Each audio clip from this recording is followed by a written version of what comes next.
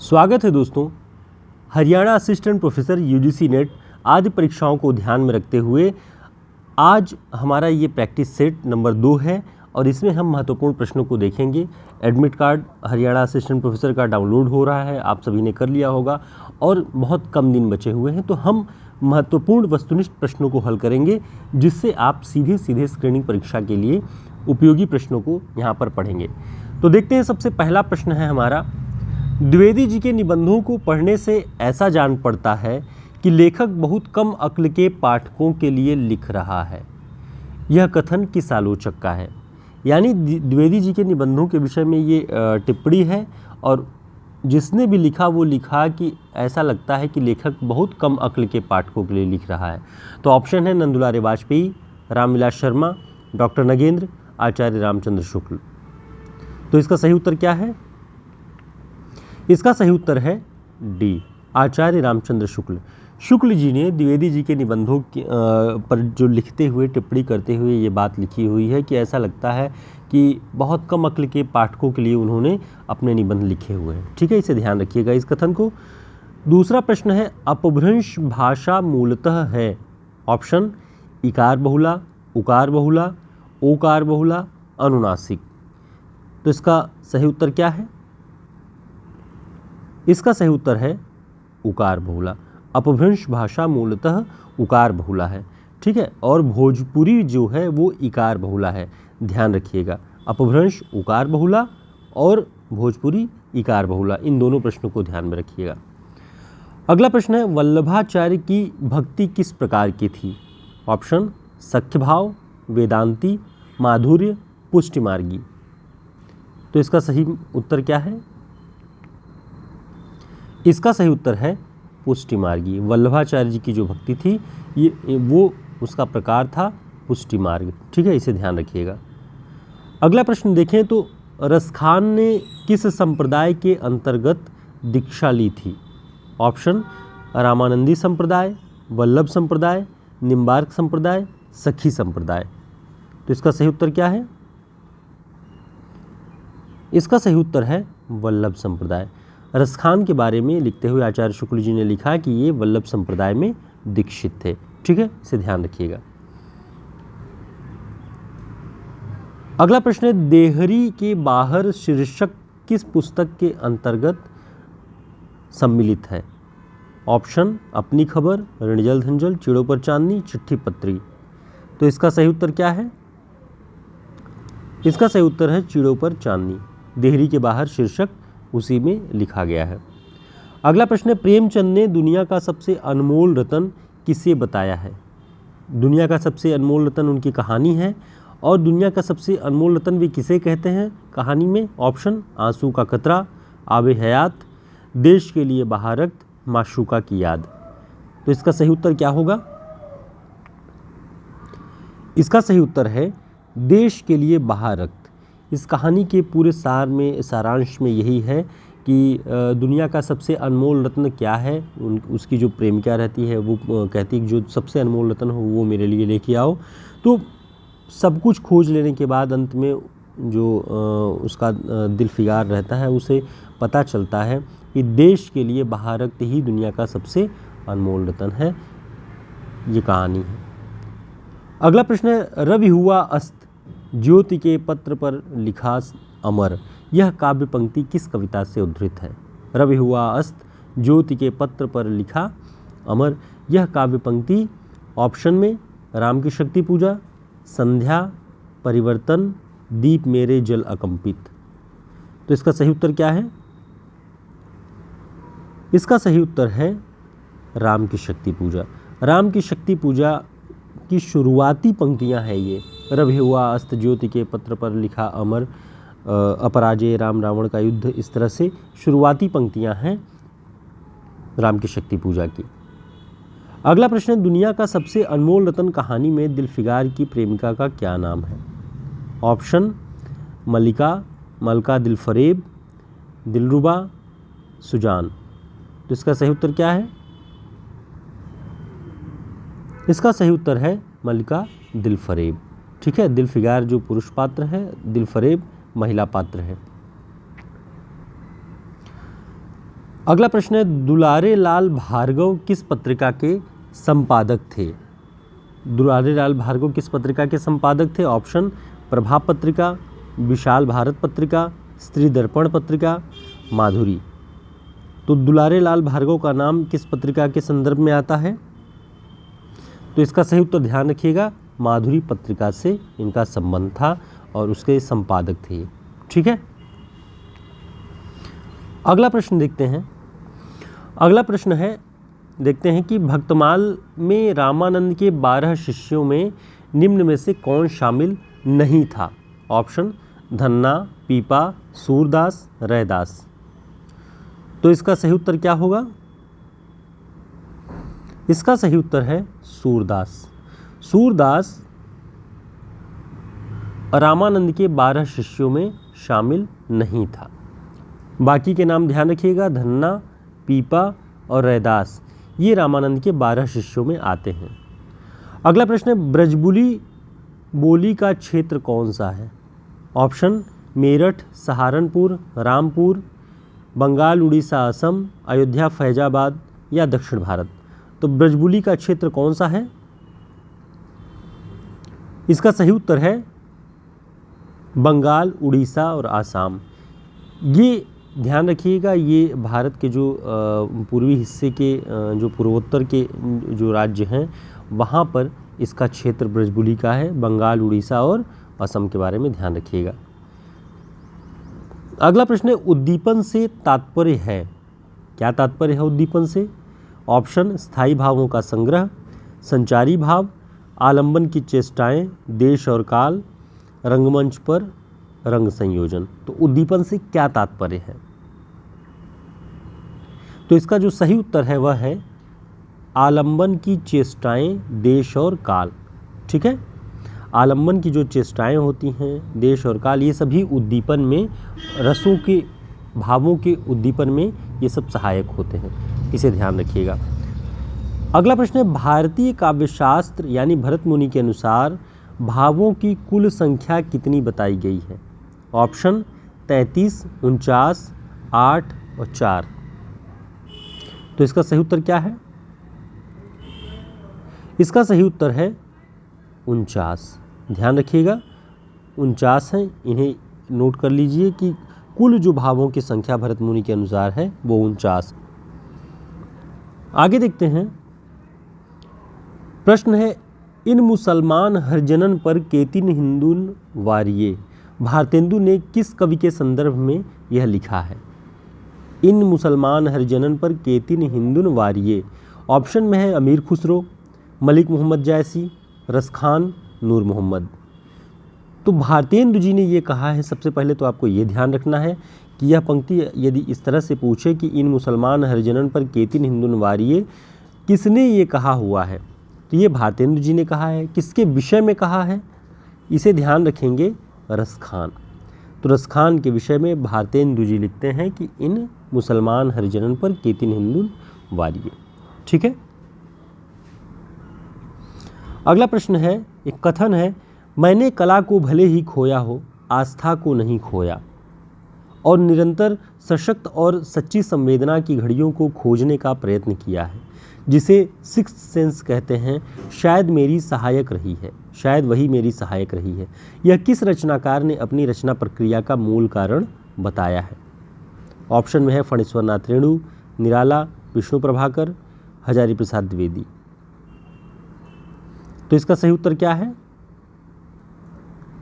इसका सही उत्तर है विष्णु प्रभाकर। विष्णु प्रभाकर जी ने आवारा मसीहा जीवनी जो लिखी उन्होंने शरद चंद्र को केंद्र में रख के, उसमें ये पंक्ति भूमिका में उन्होंने लिखी हुई है कि मैंने कला को भले ही खोया लेकिन आस्था को नहीं खोया, और निरंतर सच्ची और सशक्त संवेदना की घड़ियों को खोजने का प्रयत्न किया, और सिक्स्थ सेंस की बात इन्होंने की है कि वो मेरी सहायक रही है। तो इसे ध्यान रखिएगा। अगला प्रश्न है, मुझे अपनी कविताओं के लिए दूसरे प्रजातंत्र की तलाश है, यह काव्य पंक्ति किस कविता से उद्धृत है? ऑप्शन नक्सलबाड़ी, गीत फरोश, भूल गलती, मोचीराम। तो इसका सही उत्तर क्या है? इसका सही उत्तर है नक्सलबाड़ी। नक्सलबाड़ी कविता की पंक्तियां हैं कि मुझे अपनी कविताओं के लिए दूसरे प्रजातंत्र की तलाश है। अगला प्रश्न देखते हैं, अमृतलाल नागरकृत मानस का हंस उपन्यास की शुरुआत किस मास से होती है? ऑप्शन माघ, आषाढ़, श्रावण, पौष। तो इसका सही उत्तर क्या है? इसका सही उत्तर है श्रावण यानी सावन। तो सावन महीने से इस उपन्यास की शुरुआत होती है। ठीक है। प्रसिद्ध उपमान को उपमेय बता देने पर कौन सा अलंकार होता है? बहुत प्रसिद्ध कोई उपमान हो उसे उपमेय बता दें तो कौन सा अलंकार होता है? ऑप्शन विभावना, भ्रांतिमान, उपमा, प्रतीप। तो इसका सही उत्तर क्या है? इसका सही उत्तर है प्रतीप। जब कोई प्रसिद्ध उपमान को उपमेय बता दे तो वहां पर प्रतीप अलंकार होता है। प्रयोगवाद शब्द का सर्वप्रथम प्रयोगवाद शब्द का प्रथम प्रयोग किसने किया हुआ था? ऑप्शन नंदकिशोर नवल, नंदकिशोर आचार्य, नंदुलारे वाजपेयी और अज्ञे। किसने सबसे पहले प्रयोगवाद शब्द का प्रयोग किया? तो इसका सही उत्तर ध्यान रखिएगा, नंदुलारे वाजपेयी। नंदुलारे वाजपेयी ने ही सबसे पहले प्रयोगवाद शब्द का उल्लेख किया और बाद में एक ये कविता की मुख्य धारा बनी, कविता आंदोलन बनी, जिसे अज्ञे जी ने जिसकी शुरुआत की। ठीक है। देखते हैं अगला प्रश्न। विष्णुकांत शास्त्री ने अपनी संस्मरण की पुस्तक सुधियाँ उस चंदन के वन की किस कवि की कविता से लिया है? बहुत सामान्य प्रश्न है, इसलिए आपको इसे ध्यान रखना है। और ध्यान रखेंगे, गिरजा कुमार माथुर की एक कविता है, उसी की पंक्ति है सुधियाँ उस चंदन के वन की, वहीं से उन्होंने इस शीर्षक को लिया हुआ है। एक कथन है कि इस संप्रदाय के सब कवियों ने पूर्वी हिंदी अर्थात अवधी का व्यवहार किया है। आचार्य शुक्ल किस संप्रदाय के विषय में कहते हैं? ऑप्शन कृष्ण भक्ति शाखा, राम भक्ति शाखा, सूफी मार्ग, निर्गुण काव्य। तो इसका सही उत्तर क्या है? इसका सही उत्तर है सूफी मार्ग। आचार्य रामचंद्र शुक्ल जी ने सूफी कवियों के विषय में लिखा है कि इस संप्रदाय के सभी कवियों ने पूर्वी हिंदी अर्थात अवधी का प्रयोग किया हुआ है। और आप सभी देख भी रहे होंगे, जितनी भी रचनाएं सूफी संप्रदाय के अंतर्गत आती हैं वो सभी की सभी पूर्वी हिंदी यानी कि अवधी बोली के अंतर्गत लिखी गई हैं, उसमें अवधी का प्रयोग किया गया है। ठीक है। अगला प्रश्न है, कामायनी के निम्न सर्गों का सही क्रम कौन सा है? ईड़ा, ईर्ष्या, स्वप्न, कर्म। तो इसका सही क्रम क्या है? इसका सही है जो क्रम कर्म, ईर्ष्या, ईड़ा, स्वप्न। ध्यान रखेंगे। और कामायनी की जो जितने भी सर्ग हैं उनके नामों के क्रम को आप कर ध्यान रखेंगे। चिंता, आशा, श्रद्धा, काम, वासना, लज्जा, इस तरह से आप क्रम को याद रख लीजिए, ताकि अगर एक भी सर्ग आगे पीछे करके अगर दे दिया जाए या एक का गैप करके दे दिया जाए तो आप समझ सकें कि क्रम क्या होगा। तो कर्म, फिर ईर्ष्या, फिर ईड़ा, फिर स्वप्न, इसे ध्यान रखिएगा। कुछ प्रश्न जो पाठ्यक्रम से संबंधित नहीं हैं हम उसे छोड़ देंगे, क्योंकि उसे पढ़ने का औचित्य इस समय नहीं है। जैसे हम इसे देखते हैं कि हिंदी साहित्य का अतीत पुस्तक कितने भागों में प्रकाशित है? ऑप्शन 3, 4, 2, 1। तो इसका सही उत्तर क्या है? इसका सही उत्तर है 2। हिंदी साहित्य का अतीत विश्वनाथ प्रसाद मिश्र जी की ये पुस्तक है, 2 भागों में है, इसे ध्यान रखेंगे। ठीक है। अगला प्रश्न है, लोग हैं लागी कवित्त बनावत, मोहि तो मेरे कवित्त बनावत। यह किस कवि की पंक्तियां हैं? ऑप्शन घनानंद, आलम, बोधा, ठाकुर। तो इसका सही उत्तर क्या है? इसका सही उत्तर है घनानंद। लोग हैं लागी कवित्त बनावत, मोहि तो मेरे कवित्त बनावत। ये घनानंद जी की पंक्ति है, ध्यान रखिएगा, बहुत प्रसिद्ध है, कई बार पूछी गई है। तो इसे हमने कुछ ऐसे ही प्रश्नों को कलेक्ट किया हुआ है जो पूछे जा चुके हैं। अगला प्रश्न है, दुख की पिछली रजनी बीच विकसता सुख का नवल प्रभात। इन काव्य पंक्तियों के रचयिता कौन हैं? ऑप्शन देखिए, सूर्यकांत त्रिपाठी निराला, जयशंकर प्रसाद, सुमित्रानंदन पंत, श्रीधर पाठक।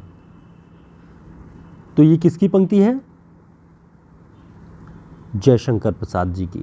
दुख की पिछली रजली बीच विकसता दुख का नवल प्रभात। तो इस पंक्ति को ध्यान रखिएगा और रचनाकार को ध्यान रखिएगा। अगला प्रश्न है, बेकन विचार रत्नावली किसके द्वारा अनुदित है? बेकन विचार रत्नावली, रचना का नाम ध्यान रखिए, बताएं किसके द्वारा अनुदित है ये? ऑप्शन महावीर प्रसाद द्विवेदी, गंगा प्रसाद अग्निहोत्री, रामचंद्र शुक्ल, श्याम सुंदर दास। तो ध्यान रखेंगे इसका सही उत्तर है महावीर प्रसाद द्विवेदी। बेकन विचार रत्नावली, और ये महावीर प्रसाद द्विवेदी जी द्वारा मौलिक रचना न होकर के अनुदित है, ये भी ध्यान रखिएगा। कुछ कुछ पॉइंट्स हर प्रश्न से आप नोट करते रहेंगे तो आपके लिए कठिन नहीं होगा। अगला प्रश्न है, निम्न हिंदी में सोनेट के प्रवर्तक कौन माने जाते हैं? सोनेट के प्रवर्तक कौन माने जाते हैं?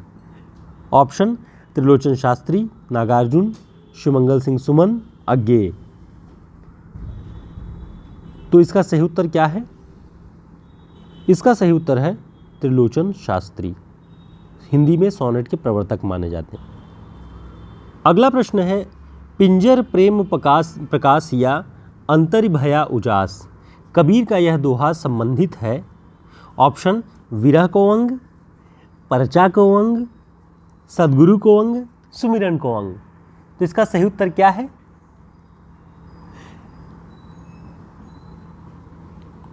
इसका सही उत्तर है परचा को अंग।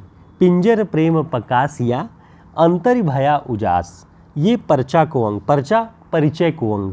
तो परिचय को अंग कबीर का जो है लिखा हुआ, उसी के अंतर्गत ये है, इस पंक्ति को ध्यान रखिएगा। अगला प्रश्न देखते हैं, चर्यापदों की भाषा क्या थी? ऑप्शन अपभ्रंश, पाली, प्राकृत, अवहट। तो चर्यापदों की भाषा क्या थी? तो इसका सही उत्तर है अवहट। चर्यापदों की भाषा अवहट थी, से ध्यान रखेंगे, यूपी हायर की परीक्षा में भी ये पूछा गया था। अगला प्रश्न है, कबीर की वाणी के संग्रह बीजक के कितने भाग हैं? ऑप्शन 5, 4, 3, 2। तो इसका सही उत्तर क्या है? इसका सही उत्तर है 3। कबीर की वाणी के संग्रह बीजक के 3 भाग हैं, साखी, सबदी और रामायणी। ध्यान रखेंगे इसे। अगला प्रश्न देखते हैं, रसविहीन उपदेश किस प्रकार असर नहीं करते, यह दिखाने को भ्रमर गीत की रचना हुई है। यह कथन किस विद्वान का है? ऑप्शन आचार्य रामचंद्र शुक्ल, ब्रजरत्न दास, आचार्य हजारी प्रसाद द्विवेदी, मैनेजर पांडे। तो इसका सही उत्तर क्या है? रसविहीन उपदेश किस प्रकार असर नहीं करते, यही दिखाने के लिए भ्रमर गीत की रचना हुई है। यह प्रसिद्ध कथन है आचार्य रामचंद्र शुक्ल जी का। ठीक है। अगला प्रश्न है, राहुल सांकृत्यायन सिद्धों के साहित्य से संबंधित पांडुलिपियों को कहाँ से लेकर आए थे? ऑप्शन तिब्बत से, नेपाल से, श्रीलंका से, भूटान से। तो सिद्धों से संबंधित साहित्य को कहाँ से लेकर के आए थे? इसका सही उत्तर है तिब्बत से। ध्यान रखेंगे, तिब्बत से वे सिद्ध साहित्य की कई सारी पांडुलिपियां लेकर के भारत आए थे। और इसी से जुड़ा हुआ इनका जो यात्रा वृत्तांत है राहुल सांकृत्यायन जी का, मेरी तिब्बत यात्रा, उसे भी ध्यान रखेंगे। उसमें भी यही सारी बातें उन्होंने अपनी यात्रा के दौरान की लिखी हुई है कि किस प्रकार वो तिब्बत गए और किस रूप में कितने कष्ट सहते हुए, कहाँ कहाँ उन्हें सुविधाएं मिल पाई, कहाँ से पांडुलिपियाँ मिली, वो सारा इसी यात्रा वर्णन में वो चीज़ें मिल जाएंगी आपको। तो इसे भी ध्यान रखिएगा साथ में। अगला प्रश्न है, महामहोपाध्याय हरप्रसाद शास्त्री नेपाल से किस साहित्य से संबंधित पांडुलिपियों को लेकर के आए? तो पहले जो सिद्ध और नाथों का साहित्य था, इन सभी को बाहर से भारत में लाया गया। जो अप्राप्य पांडुलिपियाँ थी उन्हें लाने का प्रयत्न किया गया। इस क्रम में हमने राहुल सांकृत्यायन जी का देखा कि वो तिब्बत से सिद्धों की पांडुलिपियों को लेकर के आते हैं, और महामहोपाध्याय हरप्रसाद शास्त्री जी नेपाल से लेकर के आते हैं कई सारी पांडुलिपियाँ, और ये पांडुलिपियाँ किनसे संबंधित थी? ऑप्शन सूफियों का साहित्य, सिद्धों का साहित्य, नाथों का साहित्य, राम काव्य संबंधी साहित्य। तो इसका सही उत्तर क्या है? इसका सही उत्तर है सिद्धों का साहित्य। तो सिद्धों के साहित्य को ही राहुल सांकृत्यायन जी भी और महामहोपाध्याय हरप्रसाद शास्त्री भी, बस फर्क यह है कि सांकृत्यायन जी तिब्बत से लेके आते हैं और हरप्रसाद शास्त्री जी नेपाल से। तो ये उस दौर में जो ये एक महती कार्य हुआ है, जो पांडुलिपियाँ इकट्ठी की गई हैं, वो आज हिंदी साहित्य के लिए एक धरोहर है। प्राकृत भाषा, पाली भाषा और अपभ्रंश भाषाओं के कई सारे धरोहर के रूप में ये सभी चीज़ें सुरक्षित रखी गई हैं। अगला प्रश्न देखते हैं, श्रृंगार रस का ऐसा सुंदर उपालंभ काव्य दूसरा नहीं है।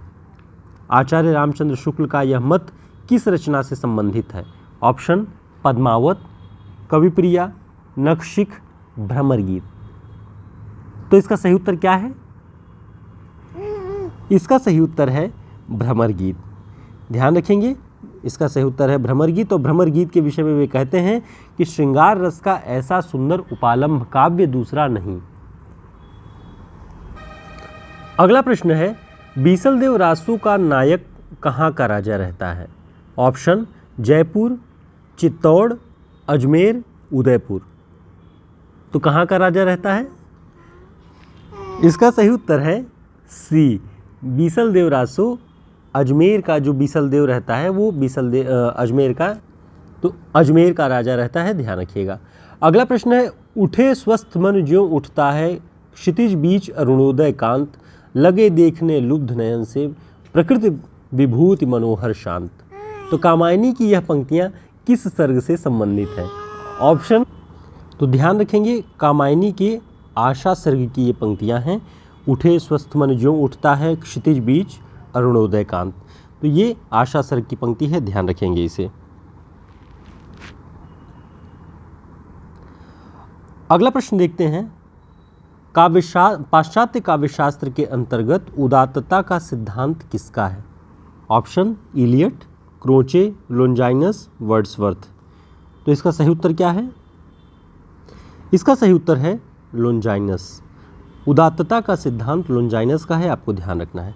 कल्पना का सिद्धांत किसका है? कमेंट करके आप जरूर बताएं। कल्पना का सिद्धांत पाश्चात्य काव्यशास्त्र के अंतर्गत किसका है? अगला प्रश्न देखते हैं, नैन चुअहि जस महवट नीरू, तो ही बिनु अंग लाग सर चीरू, टप टप बूंद परहि अस ओला, विरह पवन होई मारे झोला। नागमती वियोग खंड से उद्धृत उपयुक्त पंक्तियों में किस महीने का वर्णन है? दो ऑप्शन में है, आषाढ़, भादों, पूस, माघ। तो इसका सही उत्तर क्या है? इसका सही उत्तर है माघ। माघ महीना जो जनवरी, लास्ट दिसंबर से जनवरी के बीच में चलता है, उसमें बहुत भयानक ठंड होती है और ओस की बूंदें जो कहते हैं ना कि कोहरा बरसता है, उसी तरीके से इसमें लिखा है कि नैन चुअहि जस महवट, मघवट। ध्यान रखिएगा, महवट से मघवट होता है, ठीक है। तो इसे ध्यान रखेंगे, ये माघ महीने का है। अगला प्रश्न है, खड़ी बोली हिंदी को नागरी हिंदी और साधु हिंदी की संज्ञा किस विद्वान ने दी है? Option Mahatma Gandhi, Grierson, Suniti Kumar Chatterjee, Hariaudh. तो इसका सही उत्तर क्या है? इसका सही उत्तर है सुनीति कुमार चटर्जी। सुनीति कुमार चटर्जी ने खड़ी बोली हिंदी को नागरी हिंदी और साधु हिंदी की संज्ञा दी है, इसे ध्यान रखिएगा। पठार का धीरज, पुलिस की सीटी, जयदोल कहानियों के लेखक कौन हैं? ऑप्शन अज्ञेय, मोहन राकेश, कृष्णा सोबती, जैनेन्द्र। तो इसका सही उत्तर है अज्ञेय, ध्यान रखेंगे। अगला प्रश्न है, मृत्यु का आतंक कामायनी के किस सर्ग में है? ऑप्शन आशा, श्रद्धा, वासना, चिंता। तो इसका सही उत्तर क्या है? इसका सही उत्तर है चिंता सर्ग। चिंता सर्ग को मृत्यु के आतंक का सर्ग कहा गया है, इसे ध्यान रखिएगा कि जिस तरह से प्रलय आती है और प्रलय में सब कुछ नष्ट हो जाता है, तो मृत्यु का आतंक उसमें दिखाई पड़ता है, तो चिंता सर्ग को ध्यान रखेंगे। अगला प्रश्न है, किसके मतानुसार सहजानुभूति ही अभिव्यंजना है? ये प्रश्न हमने आपको एक अपनी जो पहली क्लास थी उसमें पढ़ाए हुए थे, इसलिए आपको इसमें ध्यान रखना पड़ेगा, एक तरह से रिवीजन भी हो जाएगा आपका। तो सहजानुभूति ही अभिव्यंजना है, ये कौन कहता है? ऑप्शन अरस्तु, क्रोचे, होरेस, इलियट। तो इसका सही उत्तर क्या है? इसका सही उत्तर है क्रोचे। क्रोचे कहता है कि सहजानुभूति ही अभिव्यंजना है। अगला प्रश्न देखते हैं कि पंत ने अपनी कविता एक तारा में तारे को क्या नहीं कहा है? ऑप्शन मंद प्रकाशित, अकलुषित, अनिद्य, मूर्तिमान, ज्योतित, विवेक। तो इसका सही उत्तर क्या है? इसका सही उत्तर है मंद प्रकाशित। ये नहीं कहा है, बाकी क्या कहा है? अकलुष, जिसमें कोई कालिमा नहीं, अनिंद, जिसमें नींद नहीं है, रात भर जागता है, मूर्तिमान, ज्योतित, विवेक, और विवेक की ज्योति की तरह मूर्तिमान है, वो आकाश में दिखाई पड़ता है। तो एक तारा कविता में है, ये ध्यान रखेंगे। क्रोचे के मतानुसार निम्न में से कौन सा कथन असत्य है? अभी हमने क्रोचे के किस सिद्धांत की बात की? ध्यान से देखेंगे कि सहजानुभूति ही अभिव्यंजना है, सहजानुभूति की बात की हमने। तो क्रोचे के अनुसार निम्न में से कौन सा कथन असत्य है? तो पहला ही ऑप्शन है सहजानुभूति ही अभिव्यंजना है, ये सही है। सहजानुभूति से ही व्यक्ति को यथार्थ का ज्ञान होता है। अगला ऑप्शन है सहजानुभूति तर्क व बौद्धिक ज्ञान पर निर्भर नहीं करती। सहजानुभूति बाहरी वस्तु जगत का हिस्सा है। तो कौन सा असत्य है आपको बताना है। तो इसका सही उत्तर है सहजानुभूति बाहरी वस्तु जगत का हिस्सा है। ये असत्य है, क्योंकि सहजानुभूति जो सहज अनुभूति होती है वो भीतर की अनुभूति होती है, हमारी आंतरिक अनुभूति होती है। बाहर की वस्तु जगत से सहजानुभूति नहीं हो सकती, क्योंकि बाहर की वस्तुओं को देखने के लिए, समझने के लिए आपको तर्क और बौद्धिक ज्ञान की आवश्यकता होगी। ठीक है, इसलिए सहजानुभूति तर्क और बौद्धिक ज्ञान पर निर्भर नहीं करती है, और सहजानुभूति से ही व्यक्ति को यथार्थ का ज्ञान होता है। तो ये बहुत सारी बातें कौन सी सत्य हैं, कौन से असत्य हैं, इस रूप में भी आप याद रखेंगे तो क्रोचे के सिद्धांत को आप समझ जाएंगे। अगला प्रश्न है, सच पूछा जाए तो मध्य युग की समग्र चिंता के गुरु रामानंद ही थे, यह कथन किसका है? ऑप्शन गोविंद त्रिगुणायत, रामचंद्र शुक्ल, हजारी प्रसाद द्विवेदी, पीताम्बर दत्त बड़थवाल। तो इसका सही उत्तर क्या है? इसका सही उत्तर है हजारी प्रसाद द्विवेदी। हमने कल भी आपको ये प्रश्न करवाया था और महत्वपूर्ण प्रश्न है, इसलिए इसको रिवाइज कर लेने से याद हो जाएगा कि मध्य युग की समग्र चिंता के गुरु रामानंद थे। ये कौन कहता है? हजारी प्रसाद द्विवेदी। और इसे अगर उलट के आप देखें तो आचार्य हजारी प्रसाद द्विवेदी के अनुसार मध्य युग की समग्र चिंता के गुरु कौन थे? वल्लभाचार्य का नाम दे देगा, रामानंद का नाम दे देगा, या नरहरियानंद का, किसी का तो आपको रामानंद का नाम ध्यान रखना है। हिंदी भाषा को संघ की राजभाषा बनाने का प्रस्ताव संसद में रखने वाले कौन थे? ऑप्शन महात्मा गांधी, राजेंद्र प्रसाद, गोपाल स्वामी आयंगर, बीजी खेर। तो इसका सही उत्तर क्या होगा? इसका सही उत्तर है गोपाल स्वामी आयंगर। ठीक है, हिंदी भाषा को संघ की राजभाषा बनाने का प्रस्ताव रखा था गोपाल स्वामी आयंगर ने, और इन्हीं के साथ नाम आता है मुंशी KM मुंशी, कन्हैयालाल माणिकलाल मुंशी, जिनके नाम से भाषा विज्ञान का संस्थान भी है आगरा में, भीमराव अम्बेडकर यूनिवर्सिटी के अंतर्गत। मुंशी, KM मुंशी और आयंगर, इन दोनों ने जो भाषा का फॉर्मूला दिया, जो संविधान के भाग 17 में व्यवस्थित है, उसे गोपाल स्वामी आयंगर और KM मुंशी ने दिया। तो ये सारे प्रश्न ध्यान रखिएगा।